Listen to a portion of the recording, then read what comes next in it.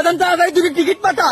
হ্যাঁ তোর খালার আমি তাড়াতাড়ি দেশ কি কোষ দেশের তো যাওয়া লাগবে, ছুটি হালা দেবেনি আগস্ট মাসে জামা করে পতন হবে কিটা জানে রে বাবা। তুই তাড়াতাড়ি তাড়াতাড়ি দুটো টিকিট কেটে পাঠা তাড়াতাড়ি। আর পারলাম না রে ভগবান,